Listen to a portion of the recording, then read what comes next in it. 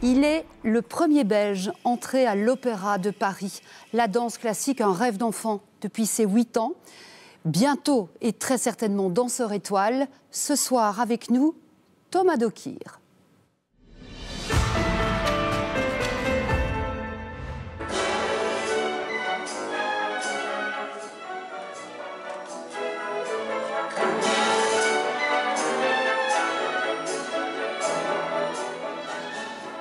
Bonsoir Thomas Dokir. Bonsoir. Quel brio dans ce ballet Paquita, où vous avez joué, je pense, un rôle de général, c'est ça? Tout à fait, oui. Paquita, en décembre dernier, à l'Opéra Bastille, où je jouais le rôle de Lucien d'Hervilly. Alors là, vous défiez les lois de la pesanteur, vous semblez voler, le grand jeter, le saut du chat. On a juste envie de dire waouh. C'est waouh? Oui, bah c'est le but, c'est de créer l'effet waouh sans montrer l'effort, sans montrer que c'est difficile. C'est pour ça qu'on travaille, c'est pour dissimuler la difficulté et créer justement, comme vous dites, cet effet waouh. Créer du rêve. Oui, exactement. Alors, votre visage n'est peut-être pas connu par tous nos téléspectateurs, mais vous êtes le premier Belge, premier danseur à l'opéra, bientôt, et on l'espère pour vous, danseur étoile. On va revenir sur tout cela dans un instant, mais là, dites-nous, vous arrivez de Paris, pour nous, pour nos téléspectateurs, sur la une, et vous sortez d'une journée de répétition, 8 heures au moins, fourbu, épuisé. Dans quel état vous êtes? Exactement, là j'arrive tout droit de Paris, j'ai répété aujourd'hui à l'Opéra Bastille pour La Belle au Bois dormant, qui arrive bientôt, à l'Opéra Bastille justement. Donc c'était une grosse journée de répétition. Mal partout? Un petit peu, j'ai pu me reposer un peu dans le train. Vous avez dormi? Oui. J'avoue, je me suis endormi et je repars dès ce soir parce que demain c'est reparti, répétition aussi. Ouais. Alors pour bien vous connaître, Thomas Dokir, on le rappelle, vous êtes né à Sambreville. Tout à fait. Au Velay, quoi. En 1998, vous avez grandi dans un village près de Mété jusqu'à vos 11 ans. Et puis là, à 11 ans, vous partez vers l'école des Petits Rats de l'Opéra à Paris. Paris, vous êtes donc le premier Belge, je le répète, un premier danseur à l'Opéra Garnier. Vous êtes une fierté nationale. Mais dites-nous, pour que l'on comprenne bien, c'est quoi être un premier danseur? Qu'est-ce que ça veut dire et qu'est-ce que c'est? Premier danseur, c'est le grade ultime avant le titre de danseur étoile, qui est quand même plus connu. Et en fait, un premier danseur, c'est un soliste. C'est un soliste du ballet de l'Opéra de Paris.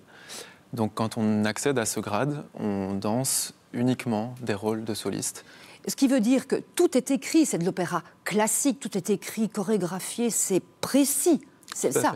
Donc vous jouez du patrimoine. Exactement, c'est exactement ça, du patrimoine qui, contrairement à la musique qui est vraiment écrite sur une partition, la danse se transmet de génération en génération, de manière verbale, dans des studios de danse. Ok. Et qu'est-ce que c'est le patrimoine? Ça veut dire que tous ces Casse-Noisette, le Lac des Cygnes, en fait, c'est immuable, c'est là. Exactement. Vous jouez la technique. Exactement. C'est des ballets qui font partie de ce qu'on appelle le répertoire de l'Opéra de Paris. Et donc, c'est des ballets que la compagnie danse depuis leur création et que nous, on continue à danser. Donc vous avez joué tous les héros des contes de notre enfance, on vient de parler évidemment, mais quelle est votre part à vous dans cette interprétation? Votre patte?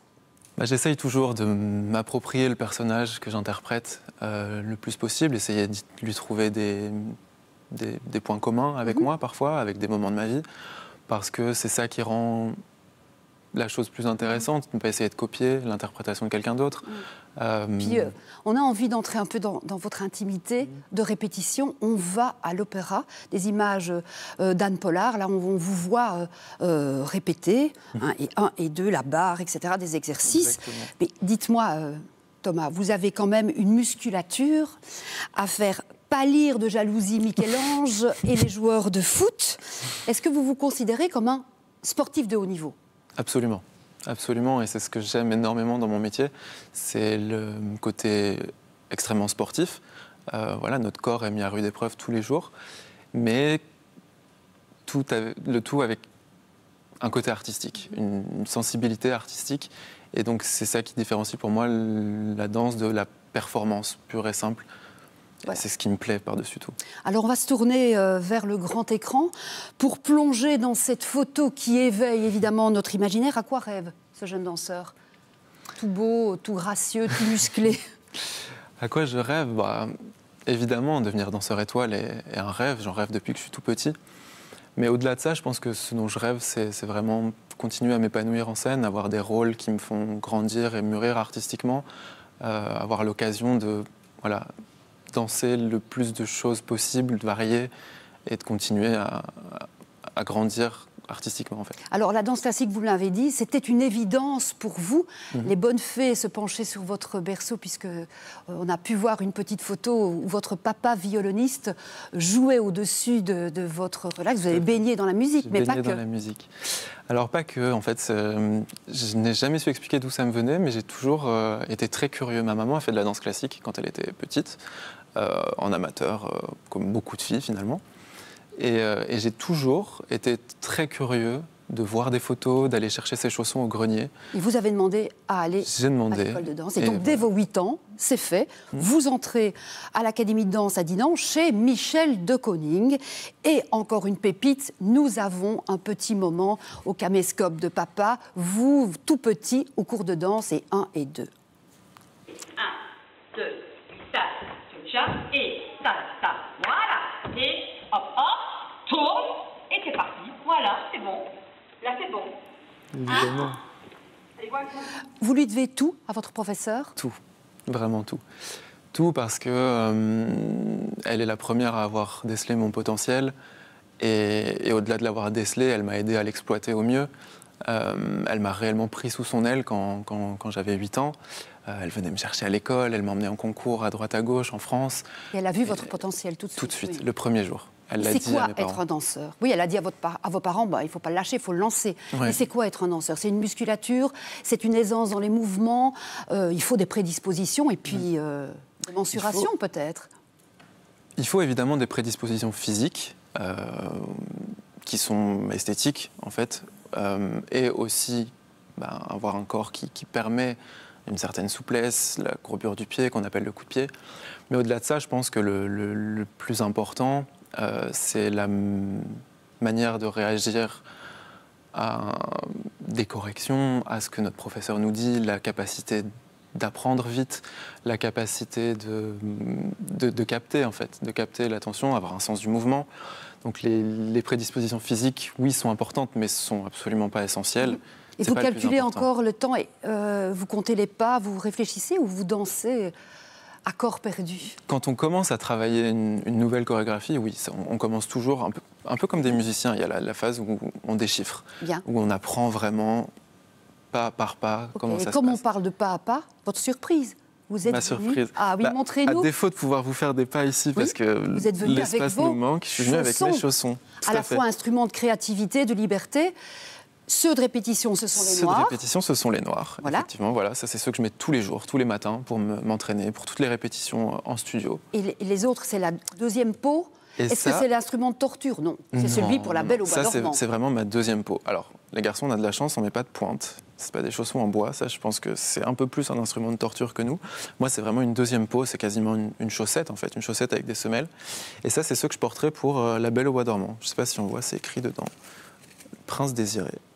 Parce que vous allez danser le Prince désiré, et donc c'est la couleur. Et donc en fait, voilà, c'est des chaussons blancs que j'ai amenés aux ateliers de costumes à l'Opéra, et ils les ont peints dans la couleur exacte du collant, pour qu'on voit. Parce que là, justement, une belle ligne de jambes. Vous allez danser le Prince désiré à l'Opéra Bastille, 3 mois.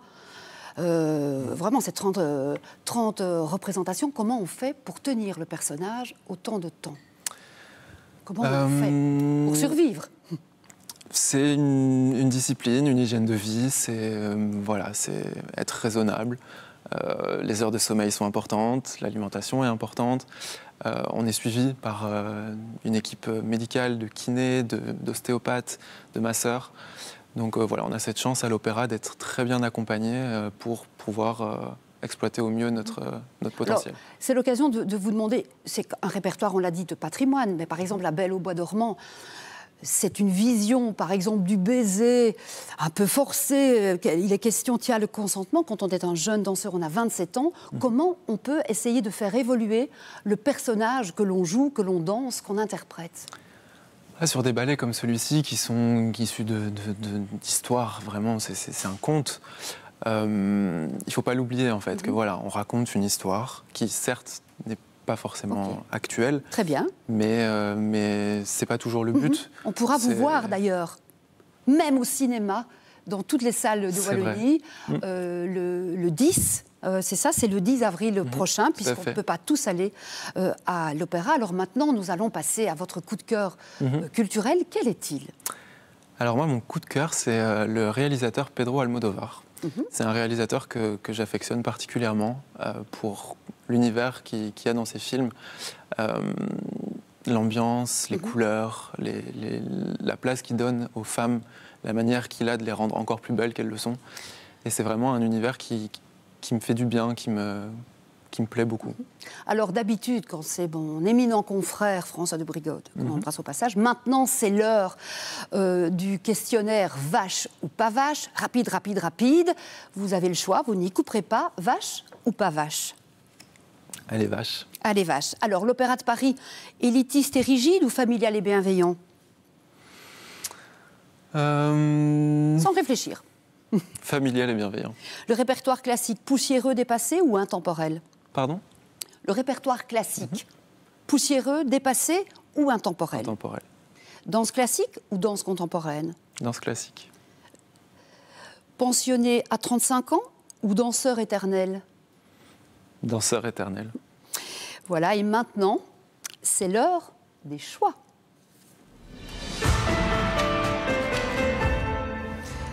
On a évoqué les petits rats de l'opéra, et c'est rose bonbon, c'est rose fuchsia, c'est rose pâle. Alors pour tout connaître de l'histoire de cette couleur, un livre, L'histoire du rose, par Michel Pastoureau. Dimanche, ne pas flémarder dans son divan, non, non, non. Il y a 160 musées chez nous qui sont ouverts gratuitement. On peut aller à Marimont voir les collections égyptiennes, mais on peut aussi aller au musée de la photographie. Et puisque nous parlions de la Belle au Bois dormant, c'est l'occasion d'aller avec l'Orchestre Philharmonique de Liège à l'orchestre à la portée des enfants dès 5 ans. Vous saurez tout sur cette musique et ses émotions. Alors, Thomas, voilà, nous arrivons à la fin de cet entretien. Ça passe beaucoup plus vite qu'une représentation. Oh oui. Nous allons refermer Culture en prime. Vous retrouverez bien sûr François de Brigode prochainement. Ne quittez pas la une, il y a C'est du belge avec les coulisses du film d'animation Flo. C'est aussi tout belge avec des nominations au César et aux Oscars. Merci de nous avoir suivis. Bonne soirée à toutes et à tous et surtout merci à toute l'équipe qui a préparé avec nous cette émission. Au revoir. Au revoir Thomas.